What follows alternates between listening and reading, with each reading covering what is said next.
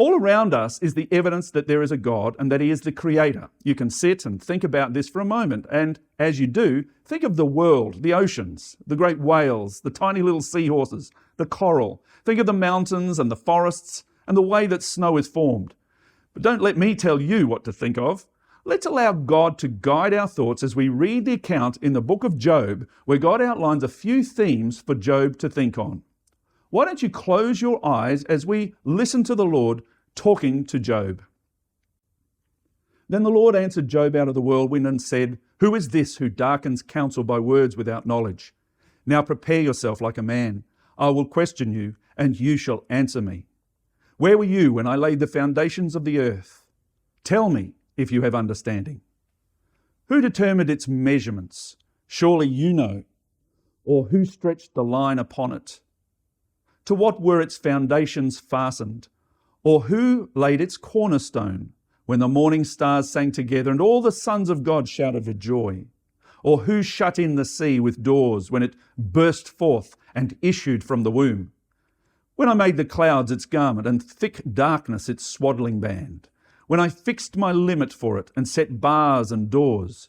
When I said, this far you may come, but no farther, and here your proud waves must stop? Have you commanded the morning since your days began and caused the dawn to know its place? Have the gates of death been revealed to you? Or have you seen the doors of the shadow of death? Have you comprehended the breadth of the earth? Tell me, if you know all this. Where is the way to the dwelling of light? And darkness, where is its place? So that you may take it to its territory, that you may know the paths to its home. By what way is light diffused, or the east wind scattered over the earth?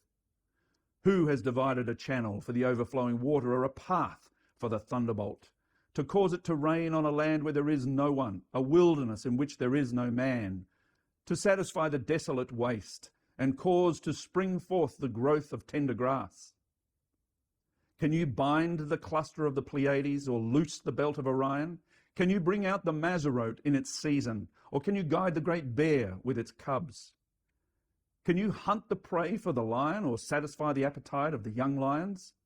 When they crouch in their dens, or lurk in their lairs to lie in wait? Who provides food for the raven when its young one cries to God and wander about for lack of food? Do you know the time when the wild mountain goats bear young? Or can you mark when the deer gives birth? The wings of the ostrich wave proudly, but her wings and pinions like the kindly storks.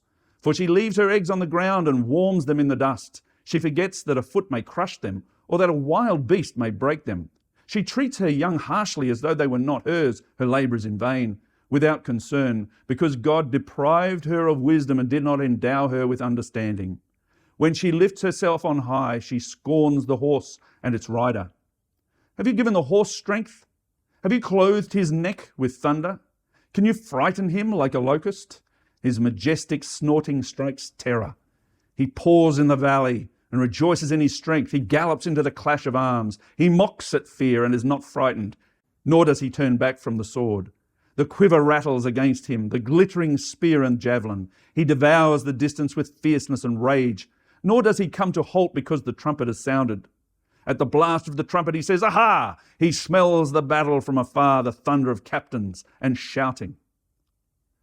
Isn't that a wonderful passage of Scripture that God is revealing himself to Job? It's a rare insight into the Lord. I hope that you're as inspired by it as I was. Surely we have a Creator who is magnificent and wise and powerful.